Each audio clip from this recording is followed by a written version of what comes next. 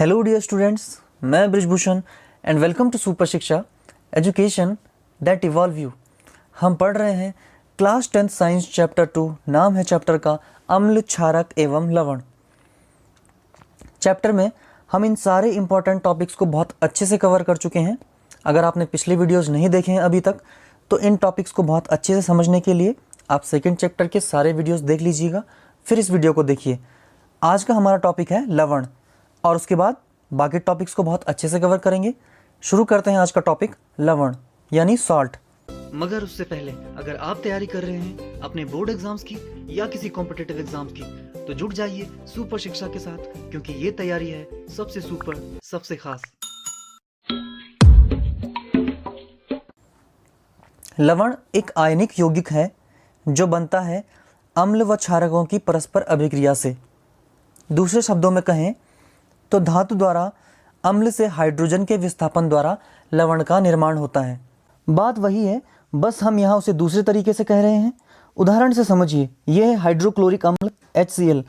इसने जब अभिक्रिया की एक क्षारक NaOH से, तो जो क्षारक का धातु परमाणु था Na, उसने हाइड्रोक्लोरिक अम्ल से हाइड्रोजन का विस्थापन कर दिया और एक लवण प्राप्त हुआ NaCl।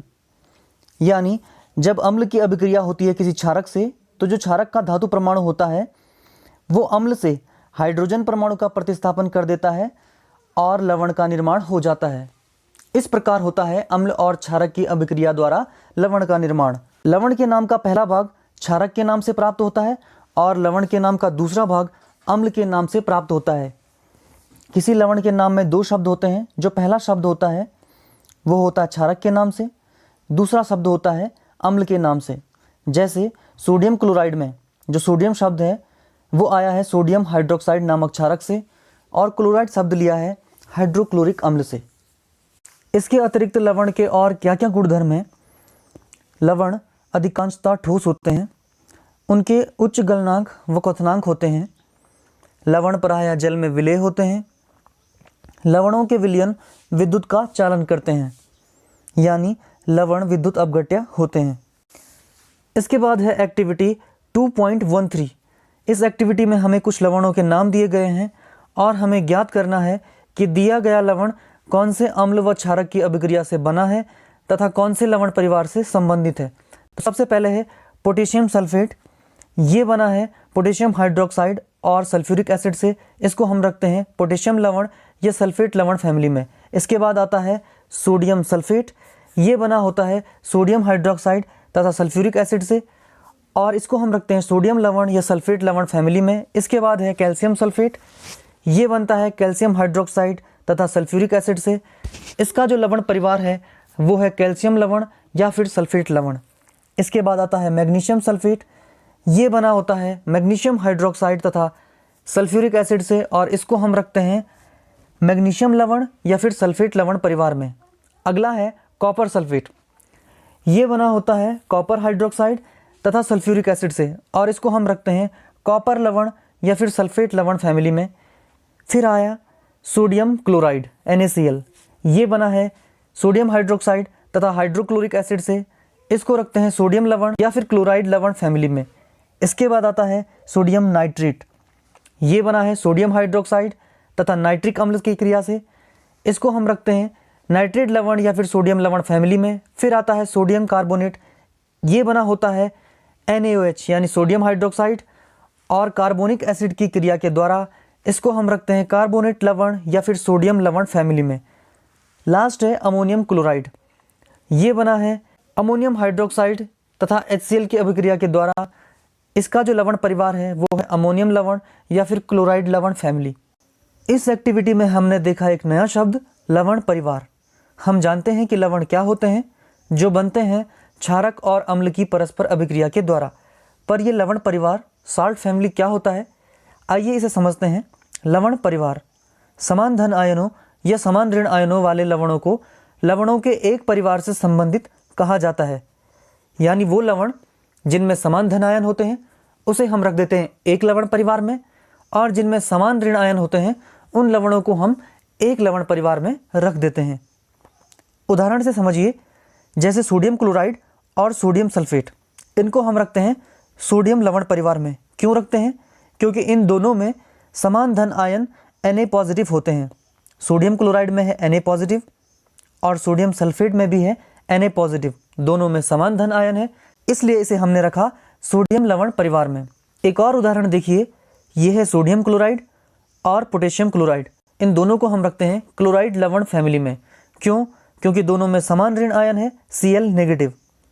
तो अब हम समझ गए कि किस प्रकार से लवणों को अलग अलग फैमिली में रखा जाता है आयनों के आधार पर एक बात हम यहाँ पर ध्यान देंगे कि यहाँ सोडियम क्लोराइड को Na पॉजिटिव आयन के कारण हमने रखा सोडियम लवण परिवार में, वहीं सोडियम क्लोराइड को Cl नेगेटिव आयन के कारण हमने रखा क्लोराइड लवण फैमिली में। तो एक ही लवण को आयनों के आधार पर अलग अलग फैमिली में रखा जा सकता है। अगला टॉपिक है लवण का पीएच ऑफ सॉल्ट। लवणों का निर्माण अम्ल और क्षारक के बीच अभिक्रिया के द्वारा होता है, ये हम जानते हैं। प्रबल अम्ल और प्रबल क्षारक आपस में अभिक्रिया करके जब लवण का निर्माण करते हैं तो बनता है उदासीन लवण और इसका पीएच होता है 7। अब अगर प्रबल अम्ल और दुर्बल क्षारक अभिक्रिया करते हैं तो बनता है अम्लीय लवण, इसका पीएच 7 से कम होता है। और अगर दुर्बल अम्ल तथा प्रबल क्षारक अभिक्रिया करेंगे तब जाकर निर्माण होगा क्षारीय लवण का, इसका पीएच 7 से अधिक होता है। इतना समझ लीजिए कि जब अम्ल प्रबल होगा तो अम्लीय लवण बनेगा और जब क्षारक प्रबल होगा तो क्षारीय लवण बनेगा, और जब दोनों ही प्रबल होंगे तो उदासीन लवण का निर्माण होगा। इस प्रकार निर्धारित होता है लवणों का पीएच मान। इसके बाद है एक्टिविटी 2.14।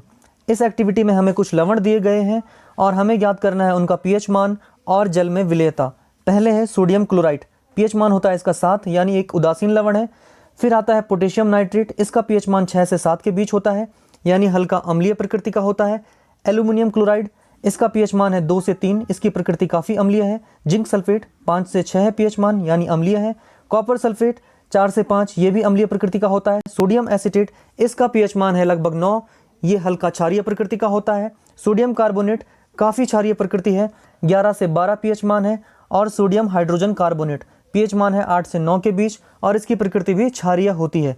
इस प्रकार हमने इनका पीएच मान देख लिया है। अब हम देखते हैं ये जल में विलेय है या अविलेय। तो ये सारे के सारे लवण जल में घुलनशील होते हैं, जल में विलेय होते हैं।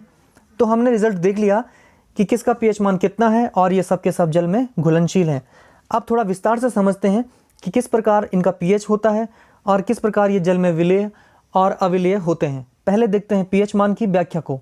लवणों के पीएच मान की व्याख्या हम इस प्रकार कर सकते हैं।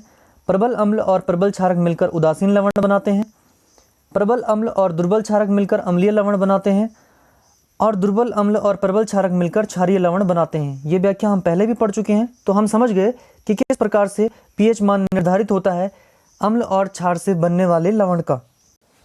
अब समझते हैं लवणों की विलेयता को जल में, कि किस प्रकार से जल में लवण विलेय और अविलेय होते हैं। ये हम निर्धारित करते हैं लवणों में पाए जाने वाले आयनों के आधार पर। सोडियम, पोटेशियम और अमोनियम आयन वाले लवण जल में होते हैं घुलनशील, इनमें से कोई भी जल में अघुलनशील नहीं होगा। इसके बाद आता है नाइट्रेट आयन वाले लवण, ये सब भी जल में घुलनशील होते हैं, कोई भी अघुलनशील नहीं होता है। क्लोराइड और आयोडाइड आयन वाले लवण सबसे अधिक घुलनशील होते हैं जल में, पर इसके कुछ अपवाद हैं। Lead chloride, silver chloride, mercuric iodide, ये सभी क्लोराइड और आयोडाइड आयन होते हुए भी जल में अघुलनशील होते हैं। इसके बाद देखते हैं सल्फेट्स आयन वाले लवण, ये सब जल में काफ़ी घुलनशील होते हैं, लेकिन इनके भी कुछ अपवाद हैं, जैसे बेरियम सल्फेट, कैल्शियम सल्फेट और लेड सल्फेट, ये सब के सब सल्फेट्स आयन होते हुए भी जल में अघुलनशील होते हैं। इसके बाद आते हैं कार्बोनेट्स। कार्बोनेट्स आयन वाले लवण जल में अघुलनशील होते हैं, लेकिन कुछ अपवाद हैं, जैसे सोडियम कार्बोनेट, पोटेशियम कार्बोनेट और अमोनियम कार्बोनेट कार्बोनेट्स आयन होते हुए भी जल में घुलनशील होते हैं। इसके बाद है हाइड्रोक्साइड आयन। हाइड्रोक्साइड आयन भी जल में अघुलनशील होते हैं, जल में घुलते नहीं हैं, लेकिन इसके भी कुछ अपवाद हैं। समूह 1A के, समूह 1A के तत्व से बने लवण और NH4 पॉजिटिव से बने लवण, ये हाइड्रोक्साइड आयन होते हुए भी जल में घुलनशील होते हैं।